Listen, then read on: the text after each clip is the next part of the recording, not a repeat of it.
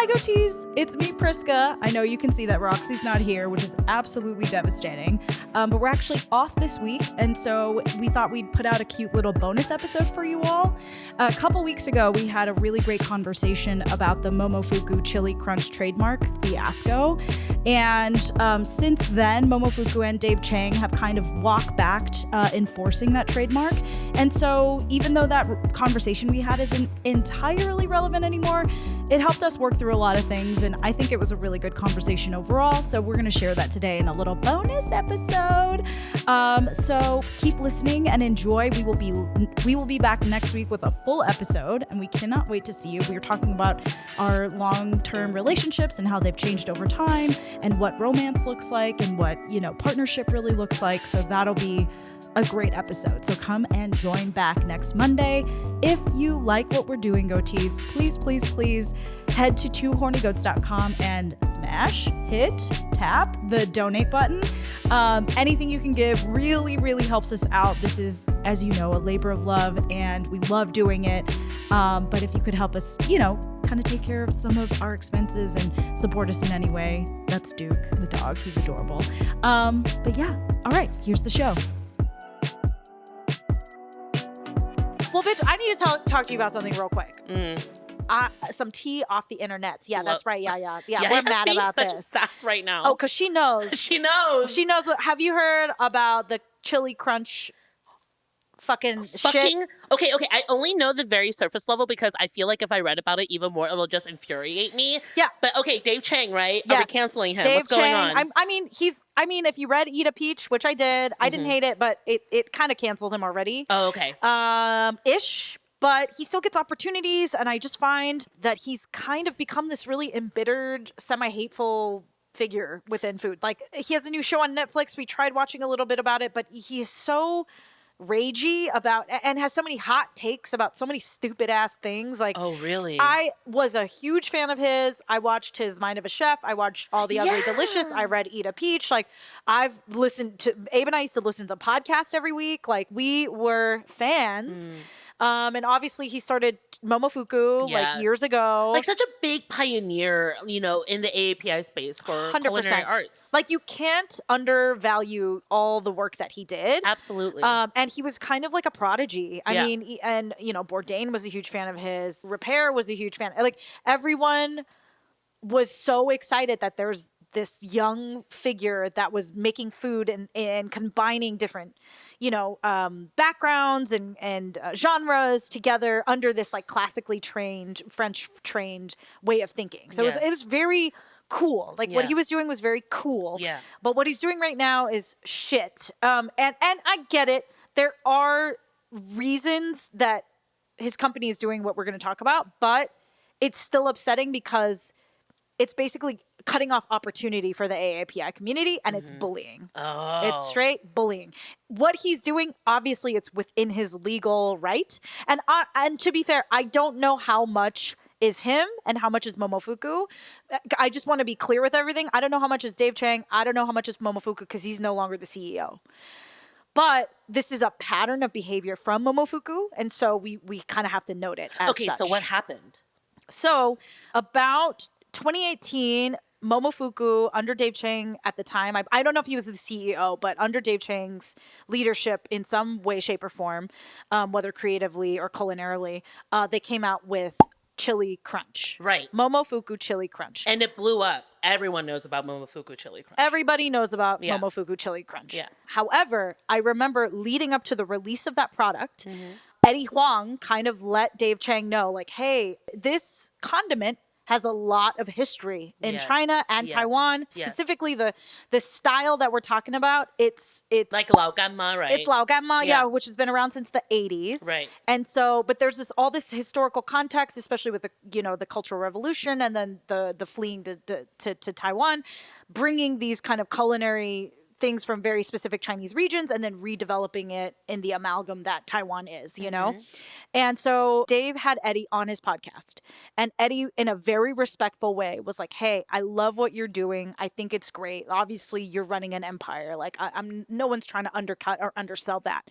However, I feel that you're voiding the historical context when you're kind of blanketing blanketing this condiment with your branding and selling it, even though you have no cultural heritage or connection to it. And Dave was like, oh, I didn't even think of that. Like, I think that's a really good point. And Eddie's like, and Dave was like, I'm really learning a lot from you, Eddie. I want to keep learning from you. I'm going to learn. I'm going to do better. And Eddie was like, yeah, maybe we'll have a QR code on the packaging so that you could look it up and read about the history, understand a little bit more of the context. Maybe we could give back in some way. Yada, That's yada, yada. amazing. Yeah. A few things like Chili Crunch. Basically, at that time, another woman in Colorado, in Denver, had a company called Chili Crunch. So she actually tried to kind of cease and desist Dave Chang. And that's because she's a small company going for a big company, right? And she owned the trademark. And and it was a very hard one. And she had a whole issue with like Trader Joe's. It was like a whole like backstory. So she had to kind of like assert her trademark. And ultimately they settled, and Momofuku bought her trademark, lent it to her to still use to sell her product. And so now Momofuku owns Chili Crunch. About I think just like a year ago, or maybe just very recently, they trademarked Chili Crunch. So they have Chili Crunch and Chili Crunch. Yes. Okay. I think Chili Crunch is specifically like in the U.S. Chili Crunch. I'm not exactly sure what the jurisdictions of that. I'm not a trademark law person, but anyhow, they own that trademark and can enforce it in whatever regions that they have it in. And so everything's, it's going along. Everyone's kind of coexisting. All of a sudden, these other smaller companies that also use the name Chili Crunch to describe their product, and they're getting these cease and desist letters from Momofuku, from the lawyers, just saying you have 90 days to change your packaging. Oh, gosh. Like, I think some of the wording was like, we know you didn't do it in bad faith and it wasn't malicious, but you have 90 days to basically change this before we go after you, sue you. Oh, God. And it's like, from a legal perspective, they have every legal right to establish it. But I think that the founder of Fly by Jing kind of put it really well, where she was just kind of saying, this trademark should never have been granted because it's such a generic cultural term. Yes. And the fact that the fact that you trademarked it, that in and of itself is trying to own something that doesn't belong to you. Exactly. Yeah. It's like, hey, Trader Joe's sliced bread. Yes. Walmart sliced bread. You can't trademark sliced bread. Right. Exactly. If you're sending a cease and desist letter to a small company, owner, yes, and you know that they cannot last in a long legal battle, and you know that they cannot afford the types of lawyers to do the paperwork, it's like the literally admin, an ethics issue. Exactly.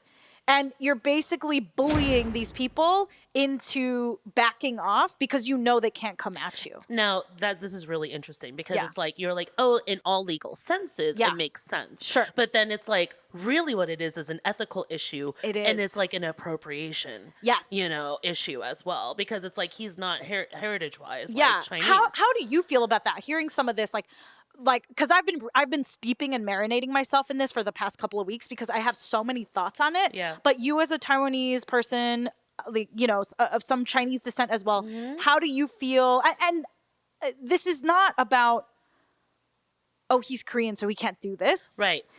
But it just feels slimy. He's trying to monopolize this thing that belongs to all of us. Yeah. I'm not as mad about the whole him being Korean and making this Chinese Sure. thing. That's not what I'm mad about. Yeah. But I am mad that it's like you are fighting your own community that has supported you all this time. Literally. We've championed you because you represented the best of us, and now look what you're doing to us. And it's not like it's not like, Fly by Jing is going to become the next Momofuku anytime soon. No, Maybe in the far long future, but they're specifically focused on their chili oil. Yeah. And that's their bread and butter. Yes. That's literally all it is. Momofuku has a full fucking restaurant chain full of noodles and shit. Yeah. And then now it's like, oh, this one little, to me, it's a complete ethical issue. Yeah. And I think it stands just as strongly, and even more so than a legal issue. Break that down for me. What are you seeing as the main crux of this ethical issue? I just really hate people who capitalize on their, I don't know, their privilege, I'd say. Because it's like, he is who he is. Yeah. He's built this entire fucking empire. Yeah. You know, and it's like, oh yeah, I'm gonna shut you down. Right. So that you have no access at all. Yeah. I'm gonna shut down all your resources so that you have nothing to build off of. Even though those small business owners have been spending all of their own money, Yes. you know, all Yep. of their own seed money to try and make something happen for themselves. Yeah. It's not gonna take over your monopoly business, okay? Right. Like, you know, you've already been able to consume like whatever and build your restaurants all over the fucking world. Yeah, you yeah, know? yeah. That's what pisses me off. Like totally. You know, because it's capitalism and it's corporation. Like that's really what it is. It's like stamping out all those people Yeah. at the bottom who have sweat, blood, and tears. And we're probably inspired by chefs like Dave Chang. And that's the most heartbreaking Yeah. aspect of all. To come into the It feels like space. you're backstabbing us.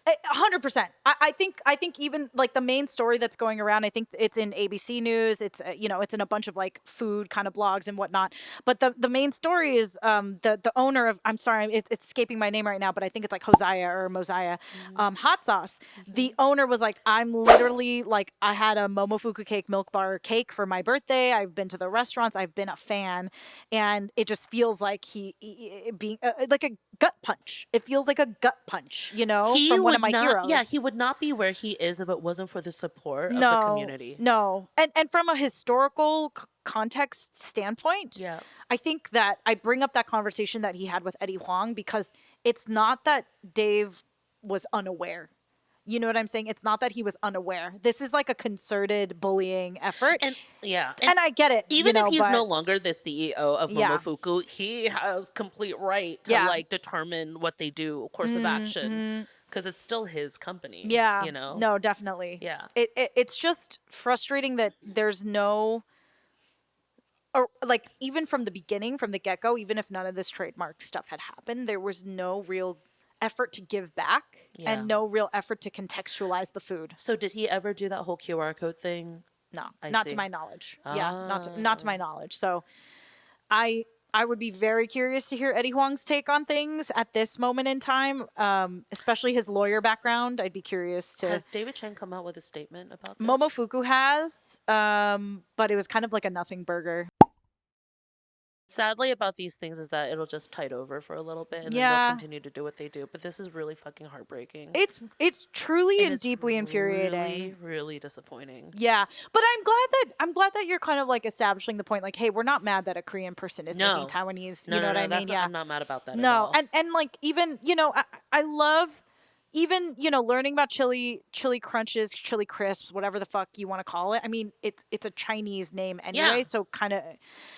I don't know. It's all semantics at this point. It's really Right. frustrating. But from a legal standpoint, from a trademark standpoint, I understand that you have to protect your trademark, but you can also like exercise discernment on who to lay the law down for. It's like basically in business, it's like getting rid of the competition. Right? Exactly. But I also don't think that these small businesses are anywhere near that No. competition. So Yeah. like if Lee Kum Kee comes out with something that's Yeah. chili crunch, like Yeah. I understand, like you for might want sure, to, absolutely, yeah. you want to like beat your competitor, but Yeah. like we're playing at different tiers here. You know what I'm Exactly. saying? Yeah. So that's what makes it really unfair. Yeah. And that's what makes him a bully. And that's what makes him a bully. Yeah. And that's what's really deeply frustrating. And it's like, I don't know. It's like historically, these types of chili oils have existed in a lot of cultures Yeah. in a lot of countries. Like Yeah. there's like salsa matcha and like you Yeah. know more like Latin America. There's so many different types of chili oils all across China, Absolutely. all across Asia. Like yeah, there's yeah. Japanese versions, there's Korean versions, but in this particular form, I think as a Taiwanese person, someone of Taiwanese heritage and descent, it is extra frustrating, and I can't really articulate why, but I just feel that it's taking advantage. We're being taken advantage of in some way. Also, I'm like, David Chang probably has bigger fish to fry than worry about this, but Yeah. instead of wasting efforts on this, I'm like diminishing and cutting off, resources and an audience Exactly. and the market Yeah. for these products. Because it's not that it's a mindset of scarcity. Yes. It's like I want the entire pie. Yeah. I don't want to give up like an eighth, a quarter, whatever. I want the entire pie or none of it. Like that's essentially what's happening. I get everything, you get nothing. Exactly. And just deeply unsettling and unfair. I'm so sorry because Yeah. I know that you were a fan of his for such a Yeah. long time, and like he's definitely made his stamp, Yeah. in Yeah. this space. I think that I think that this will be really memorable. I know that people will forget about it. Yeah. I mean, in the short term, but I think it is a mark on him in his legacy. We will never forget. We will never forget. And I just want to say that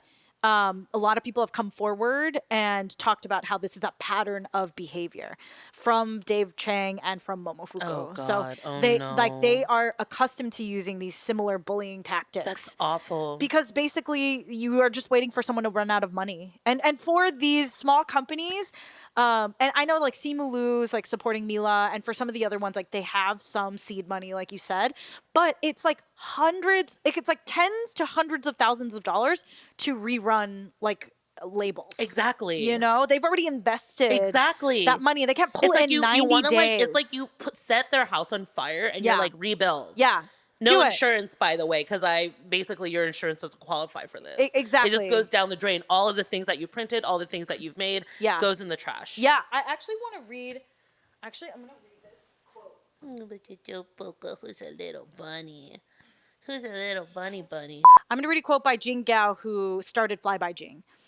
So she says, I am disheartened to hear that Momofuku is using a trademark with a validity that is tenuous at best to go after numerous brands, including small and minority women-founded businesses. This kind of action, if successful, sets a dangerous precedent for the squashing of fair competition. Fair competition. Like, that's exactly what you're saying, a monopoly, right? Yeah. Not to mention how ridiculous it is to try and take ownership of a generic cultural term. Yeah. White bread, sliced bread. Literally. I mean, that's fucking horrible. Bitch went off. I mean, she couldn't have said it any better. Literally couldn't have said it any better. How are you going to counter how are you going to counter a statement like that? Yeah. You know what I'm saying? Momofuku, do your best. Exactly. Yeah. So I mean, it is what it is. Like, you can't twist that any other way because that is what it is. So we have no real action items other than, honestly, comment on pages. Like, just annoy people. Yeah, and also, we hate bullies. Yeah, we hate bullies. And like, I think when it comes to like what you're entitled to, really ask yourself, like, what is the real course of action? Yeah. And why are you really doing it? Right. Yeah. Because I mean, lawsuits happen every single day, like, shit happens and people have the right to protect themselves. For sure. But sometimes it gets so nasty when it doesn't really have to be. And also, there's like the table has more room for people to sit at. That's what it is. That's exactly what it is. Are you going to feel great eating all by yourself at this giant ass table? Yeah. Well, so I want everyone to go and support. Let me see the brands. So Homaya is one of the ones that's using the Chili Crunch name. They got a cease and desist order to change their labeling in 90 days. Which what the fuck? Oh, but go and support them. HOMIAH. Yeah. And then Mila, which I mean they have Simu Lu, so they're probably okay. I have never bought Momofuku products because I'm too poor. But I'm not going to start. How expensive? I think it's like chili? $12 or $14 for one of the chili. Oh my God, the yeah, little ones. yeah, yeah. Oh gosh. I have to look up the exact La pricing. Gama is like $5. Exactly, and At you can most. you can get like a big one Like too, at most, and it's delicious. La Gama is $5. Yeah. Yeah, and I was like looking for any notable ingredients. Okay, hold on. That's or... another layer to it too, because who actually has the ability to afford Chili Crunch? Then? Exactly. Like, I mean, I think you already know who. Yeah. God, yeah. Fuck, Exactly.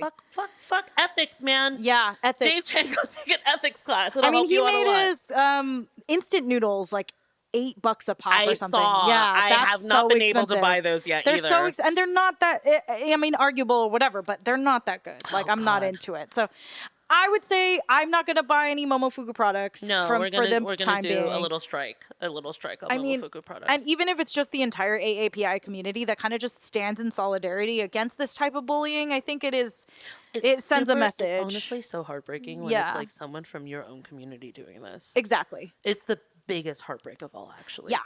So this was kind of our topic one, and it's a big one. And please send your thoughts, like especially if you have experience with like law, or maybe you have a hot take that's different from ours. Like we're open. Like I'm trying to be as level-headed as possible because I understand someone's right and a company's right to protect their products. But also tell us if you went through something similar. Ooh. You know, like maybe that doesn't have as much publicity as Dave Chang's story, you know, or like his whole thing to take down small businesses. But if you personally have been a victim of it, we would love to know. This happens all the time, and all we the want to time hear. without people even talking about it. 100%. Yeah. And if it's just a rant about how angry you are about this, I'm here to listen. I'm here too. I'm here to listen. Yaya's here too.